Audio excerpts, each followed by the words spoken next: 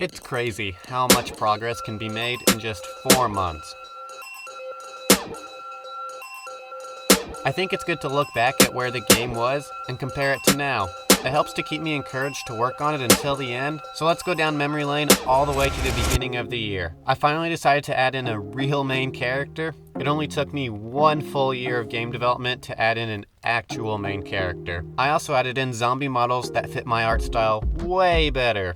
The previous zombies I had were way too realistic. Now my 3D modeling skills are not good enough yet to make characters this detailed and good looking, so I ended up buying them off the Unreal Marketplace, and I think it has been one of the best investments I've made for my game. Just by adding in the survivor and zombies that fit the art style makes the game feel that much more complete. A couple weeks later, I added in this fancy schmancy watch that gives you, the player, all the information you would need. In my opinion, most first-person shooters have too much junk on the screen. The UI takes up too much space. I came up with a way to put it on a survival watch that's basically an Apple Watch because that's easier for me to model. The main character's arm already takes up a chunk of the screen, so by adding a watch to his arm, it doesn't really take up any extra screen real estate. The watch is able to show the ammo count, zombies killed, and the amount of points you currently have. I don't know what other information you would need to know, and I was able to show it all in what I think is a clear and concise manner without having a different piece of information in each corner like most FPSs.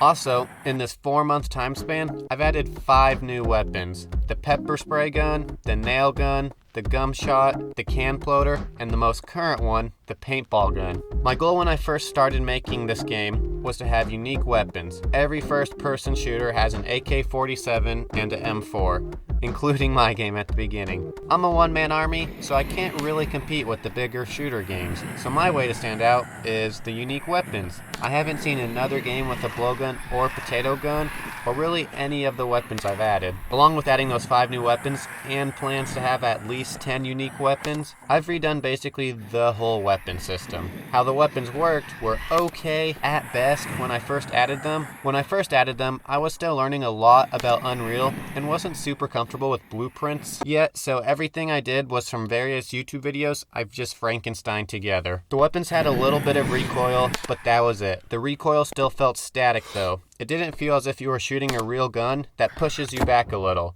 It was also impossible to tell where the bullets were going. You as the player just knew it was always in the middle of the crosshair, so I set out to fix those issues. I added screen shake every time you shoot a weapon so you really know when you shot your weapon. Then I added different colored bullet traces depending on the gun, and now you have a quick visual confirmation of where the bullet hit. The next thing I did was update the main menu to this really cool main menu. Before, I had a basic one with a picture. It worked, but was extremely out of date since I updated the character and zombie models at the beginning of the year. It had the old character models for 3 months before I updated it. I decided to go all out on the main menu. It is the first thing people see when they boot up the game, so I thought I might as well try to make it interesting. I recreated a section of the prison looking into our survivor's cell. You can do all the basic menu option things, and I added a couple Easter eggs. Every once in a while, a zombie will walk by in the background, and the other one is if you press the secret combination to open the cell door, something will happen. Finally, I've been continuously updating the map throughout these last 4 months.